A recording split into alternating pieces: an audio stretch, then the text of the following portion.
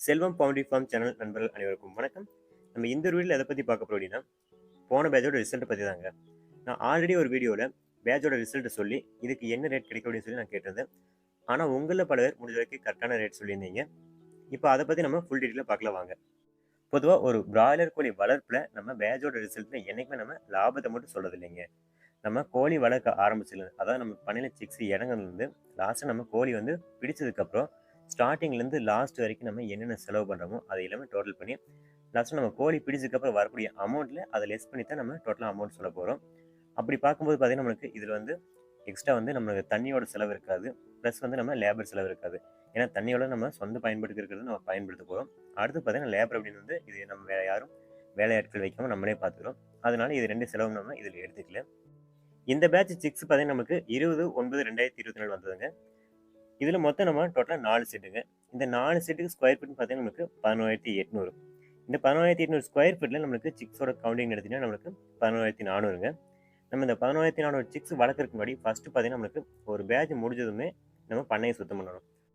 இப்படி பண்ணையை சுத்தம் பண்ணும்போது முதல்ல செலவுன்னு பார்த்தீங்கன்னா நம்மளுக்கு அந்த கோழியோட கழிவுகள் தான். இது நம்மளுக்கு வந்து ஒரு சில டைம் பார்த்தீங்கன்னா நம்மளுக்கு சேல்ஸ் இருக்கும், இல்லை ஒரு சில டைம் நம்ம சேல்ஸ் இல்லாமல் போகலாம். அதனால நம்மளுக்கு அது நம்ம முடிஞ்ச வரைக்கும் அதை கணக்கில் எடுத்துக்க முடியாதுங்க. அடுத்து பார்த்தீங்கன்னா நம்மளுக்கு பண்ணையை அந்த கழிவுகள் எடுத்ததுக்கப்புறம் அடுத்து பார்த்தீங்கன்னா நம்மளுக்கு அதை க்ளீன் பண்ணி விட்டு நம்ம ஒயிட் சுண்ணாம்பு அடிக்கணும். அதுக்கு நம்ம செலவு பண்ணி தாகணும். அடுத்து பார்த்தீங்கன்னா அந்த ஒயிட் சுண்ணாம்பு அடிச்சதுக்கப்புறம் நம்ம அதுக்கப்புறம் மஞ்சள் பயன்படுத்தணும். இது வந்து நம்மளோட செலவு தான். இது முடிஞ்சதுக்கப்புறம் நம்ம டேங்க் க்ளீன் பண்ணணும். அதாவது சிண்டெக்ஸ் டேங்க் க்ளீன் பண்ணுறதுக்கு பார்த்தீங்கன்னா நம்மளுக்கு மெடிசன் யூஸ் பண்ணுவோம். ஸோ அதுக்கப்புறம் நம்ம பைப் லைன் க்ளீன் பண்ணணும். அடுத்து உள்ள வந்து மஞ்சுக்கு மேலே ஸ்ப்ரே அடிக்கணும். இது எல்லாமே வந்து நீங்கள் ஒரு கம்பெனியோட டை வச்சு கோழி வளர்த்தீங்கன்னா கண்டிப்பாக அவங்களே இது வந்து பேட்ச் போனோடனே அதில் நம்ம செட்டை க்ளீன் பண்ணதுக்கப்புறம் நம்ம போய் வாங்கிட்டு வந்துக்கலாங்க. இது நம்ம முற்றிலும் வந்து நம்மளோட செலவு கிடையாது. நம்ம கம்பெனியில் இது வாங்கிக்கலாம். நம்ம சிக்ஸ் ஒர்க்கான எல்லா வேலையும் முடிச்சதுக்கப்புறம் லாஸ்ட்டாக பார்த்தீங்கன்னா நம்மளுக்கு சீலிங் கொடுக்கக்கூடிய வேலை தாங்க. இது பார்த்தீங்கன்னா நம்மளுக்கு கீழே நியூஸ் பேப்பர் பயன்படுத்தணும். அது நம்மளோட செலவு தான். இதுக்கு நம்ம நியூஸ் பேப்பர் யூஸ் பண்ணலாம், இல்லை அப்படின்னா ரோல் யூஸ் பண்ணலாங்க. இது உங்களோட பயன்பாட்டை பொறுத்துதாங்க. அடுத்து பார்த்தீங்கன்னா நம்மளுக்கு சிக்ஸ் வந்ததுக்கப்புறம் என்னென்ன செலவுன்னு பார்த்தீங்கன்னா நம்மளுக்கு வேக்சின் தாங்க. இந்த வேக்சின் வந்து நம்மளே போடலாம், இல்லை அப்படின்னா நம்ம போட முடியாத பட்சத்தில் வேக்சினேட் வச்சு போடலாங்க. அதுக்கு நம்ம செலவு வரும். டோட்டலாக ஒரு சில கம்பெனியில் பார்த்தீங்கன்னா நமக்கு 3 வேக்சின் இருக்குது, 4 வேக்சின் இருக்குது. அதனால வந்து கம்பெனியை பொறுத்து இது மாறுபடுங்க. டோட்டலாக பார்த்தீங்கன்னா இப்போ நம்மளோடது 3 வேக்சினுங்க. அடுத்து பார்த்தீங்கன்னா நம்மளுக்கு நம்ம வேக்சின் பார்த்தீங்கன்னா நம்மளுக்கு டே 1ல் இருக்குது. அடுத்து வந்து 12வது நாள், அடுத்து நம்மளுக்கு 14வது நாள், இப்படி 3 வேக்சின் இருக்குதுங்க. இந்த பேட்சில் நோய் தாக்கம் எடுத்துகிட்டே நமக்கு கண்டிப்பாக இருந்துச்சுங்க. என்னன்னு பார்த்தீங்கன்னா நமக்கு ஈக்குவலி கம்ப்ளைண்ட், அடுத்து சளிங்க. ஃபஸ்ட்டு வந்து ஒரு வாரத்தில் நமக்கு ஈக்குவலி கம்ப்ளைண்ட் வர ஆரம்பிச்சதுங்க. கண்டிப்பாக பார்த்தீங்கன்னா ஃபஸ்ட் வீக்லேயே ஈக்குவலி வர ஆரம்பிச்சிடும். ஏன்னா இதனால தான் நம்மளுக்கு அதிக அளவில் மாட்டாட்டி போகிறாங்க. முடிஞ்ச வரைக்கும் ஈக்குவலி இல்லாமல் பார்த்துக்குங்க. இந்த ஈக்குவலி வர்றதுக்கு நம்மளுக்கு தண்ணி ஒரு மெயின் காரணம் தான். அதனால் முடிஞ்ச வரைக்கும் தண்ணி வந்து ஃப்ரெஷ்ஷாக கொடுங்க. அதாவது தண்ணி ஏற்றி வச்சு நம்மளுக்கு ஸ்டாக் வச்சு கொடுக்க வேண்டாம். முடிஞ்ச வரைக்கும் நம்மளுக்கு இன்றைக்கி தண்ணி வந்து இன்றைக்கி கொடுக்கக்கூடிய கோழிகளுக்கு வந்து காலையில் வந்து ஒரு டைம் ஏற்றி வச்சுருங்க. ஸோ இல்லை அப்படின்னா தண்ணி முடியக்கூடிய ஒரு மணி நேரத்துக்கு முன்னாடியாவது வந்து தண்ணி வந்து டேங்க்கில் ஃபில் பண்ணுங்கள். அதுக்கு முன்னாடி ஒரு 3 நாள் 4 நாள் தண்ணி வச்சு நம்ம கோழி கொடுக்காம இருக்கிறது வந்து மிக சிறந்ததுங்க. இதுக்கு பார்த்தீங்கன்னா நம்மளுக்கு இந்த ஈக்குவலி கம்ப்ளைண்ட்டுக்கு நம்மளுக்கு ஆக்சிஃபை பயன்படுத்திக்கிறங்க. இந்த ஆக்சிஃபை நம்ம எப்படி யூஸ் பண்ண சொல்லி நம்ம அடுத்த வீடியோவில் சொல்லலாம். அடுத்து பார்த்தீங்கன்னா நம்மளுக்கு சளி தொந்தரவு இருந்துச்சு. அதாவது 15-16 நாளைக்கு மேலே நம்மளுக்கு சளி ஆரம்பிச்சுங்க. இதுக்கு பார்த்தீங்கன்னா நம்மளுக்கு லிவோஃப்ளாக்சின் எல் யூஸ் பண்ணிக்கிறேங்க. முடிஞ்ச வரைக்கும் சளி பிடிக்காமல் பார்த்துக்குங்க. அப்படி பிடிச்சதுனால நம்மளுக்கு முடிஞ்ச வரைக்கும் இது மாதிரி மருந்து யூஸ் பண்ணாமல் நம்மளுக்கு கண்ட்ரோல் பண்ணுறதுக்கு பார்க்கலாங்க. அதாவது நம்மளுக்கு ரெகுலராக நம்ம ஸ்ப்ரே பண்ணலாம். அதாவது காலையில் டைமு, இல்லை அப்படின்னா ஈவினிங் டைமில் பண்ணலாம். இந்த ஸ்ப்ரே பார்த்தீங்கன்னா நம்மளுக்கு முடிஞ்ச வரைக்கும் நம்மளுக்கு கோழிகள் மேலே படுற மாதிரி அடிக்கலாம். அதாவது நம்ம மஞ்சள் மேலேயும் படணும், ப்ளஸ் கோழி மேலேயும் படணும். அது நம்ம கூலிங்காக இருக்கக்கூடிய ஒரு டைமில் அடிச்சோம்னா திரும்ப வந்து அந்த சளியோட கண்ட்ரோலில் கொண்டு வர முடியுங்க. ஃபைனலாக நம்ம இந்த பேட்சோட ரிசல்ட்டை பற்றி பார்த்துடலாங்க. இந்த பேட்ச் நம்மளுக்கு கோழி பிடிச்சி பார்த்தீங்கன்னா நம்மளுக்கு 32 ஏஜில் ஸ்டார்ட் பண்ணாங்க. அடுத்து நம்மளுக்கு பார்த்தீங்கன்னா 33 ஏஜில் நம்மளுக்கு டோட்டலாக வீக்ஸோட கம்ப்ளீட் பண்ணியாச்சுங்க. நம்மளுக்கு இது கம்ப்ளீட் பண்ணதுக்கப்புறம் இந்த டோட்டலாக இதோட வெயிட்னு பார்த்தீங்கன்னா ஆவரேஜ் வெயிட்டு 1.521ங்க. இதோட எஃப்சிஆர்னு பார்த்தா நம்மளுக்கு 1.48ங்க. டோட்டலாக கோழி நடத்தி நம்மளுக்கு 11,108 கோழிகள் வந்து பிடிச்சிக்கிறாங்க. இதில் நம்மளுக்கு மார்டாலிட்டி பார்த்தீங்கன்னா நம்மளுக்கு 2.72%ங்க.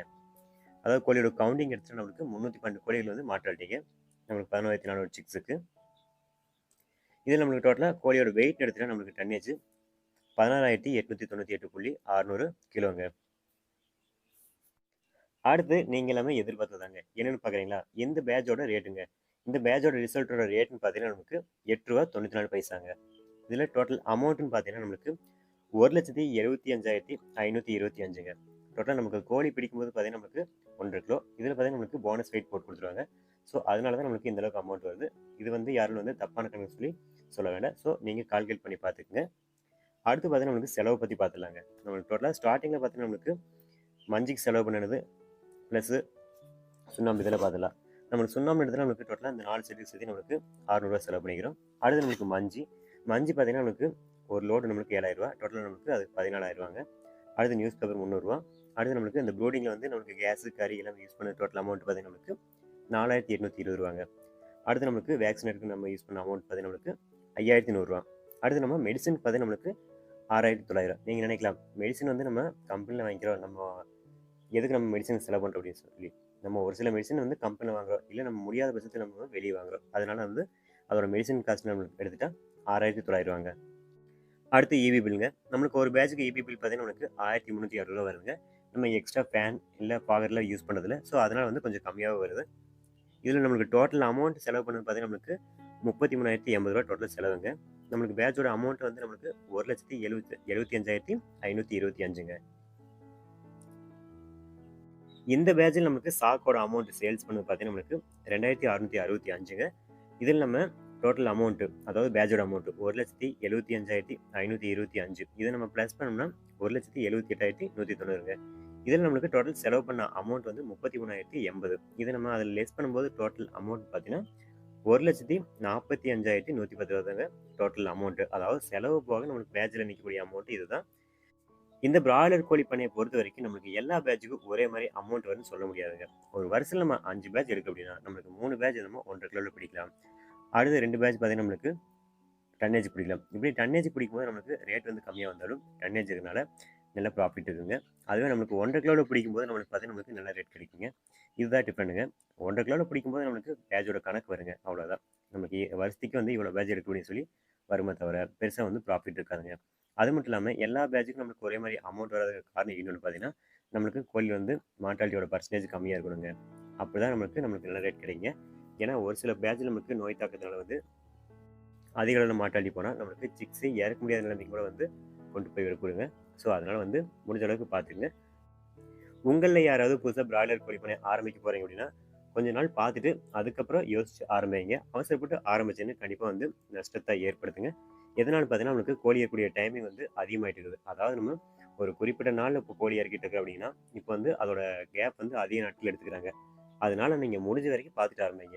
இதுக்கு மிக முக்கிய காரணம் என்னென்னு பார்த்தீங்கன்னா நம்மளுக்கு பண்ணையோட எண்ணிக்கை அதிகமாகிட்டு இருக்கிறதுனால தான். அதனால நீங்கள் பார்த்துட்டு ஆரம்பிங்க. இதை பற்றி உங்களுக்கு டவுட் இருந்தால் மறக்காமல் கமெண்ட் பண்ணுங்கள். இதை பற்றி நம்ம ஒரு ஃபுல் வீடியோவில் பார்க்கலாம். இது மாதிரி பவுல்ட்ரி ஃபார்ம் சம்மந்தப்பட்ட நியூஸ்க்கு மறக்காமல் செல்வம் பவுல்ட்ரி ஃபார்ம் சேனலை சப்ஸ்கிரைப் பண்ணி ஃபாலோ பண்ணிங்க. Thank you friends. நம்ம அடுத்து இன்னொரு வீடியோவில் பார்க்கலாம்.